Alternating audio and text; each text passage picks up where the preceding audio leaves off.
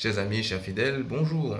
Aujourd'hui, lundi de Pentecôte, l'Église nous permet de faire mémoire de Marie, mère de l'Église. Cette fête a été instituée il y a 2 ans par le pape François. Merci pape François. Mais aussi, le vocable Marie, mère de l'Église, lui, a été promulgué officiellement par le pape Paul VI en 1964 au cours du Concile Vatican II. Il est vrai que c'est une tradition qui existait déjà depuis que l'Église existe.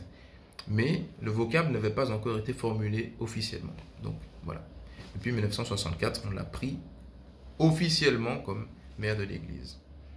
Et alors, comment appréhender ce beau mystère de Marie, mère de l'Église?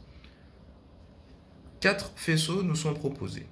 Le premier, l'incarnation de Jésus dans le sein de la Vierge Marie. On le sait, lorsque Jésus prend chair de notre chair, toute l'humanité est sauvée en espérance. Jésus, il récapitule en sa personne toute l'humanité. Il a épousé toute l'humanité. Toute l'humanité est sauvée en espérance par l'incarnation du Verbe. Et alors, si ce Verbe qui récapitule toute l'humanité est dans le sein de la Vierge Marie, Marie devient non seulement la mère du Sauveur, mais aussi la mère de tous ceux que le Sauveur a sauvés. Donc, mère de l'Église. Deuxième moment phare, ce moment où Jésus souffre sa passion et est en train de donner sa vie. Marie s'approche de Jésus. Jésus dit à sa mère, « Femme, voici ton fils. » Et Jean, qui s'était approché avec Marie, reçoit ces paroles de Jésus, « Voici ta mère. » On nous dit que Jean est le disciple que Jésus aimait. Mais ne sommes-nous pas, nous aussi, les disciples que Jésus aime? Et donc, par ce geste, Jésus nous fait don de sa mère, tout comme il a fait don de sa mère à Jean. Donc, si nous sommes disciples, l'Église est l'ensemble des disciples du Christ. Donc, Marie est mère de l'Église, mère de tous les disciples de Jésus.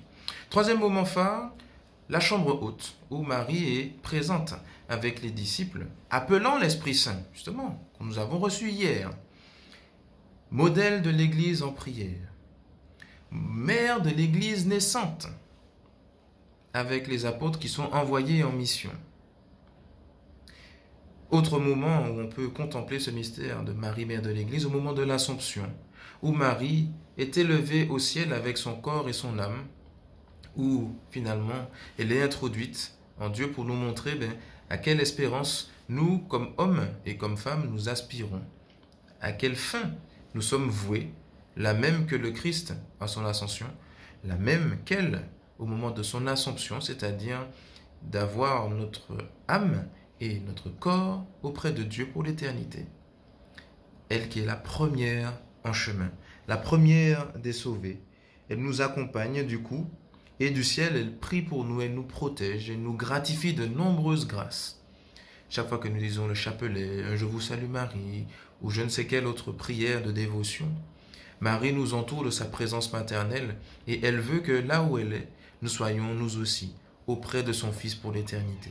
Alors que Marie nous accompagne tous les jours, qu'elle accompagne et assiste l'Église de son Fils. Bonne méditation à tous et bonne journée.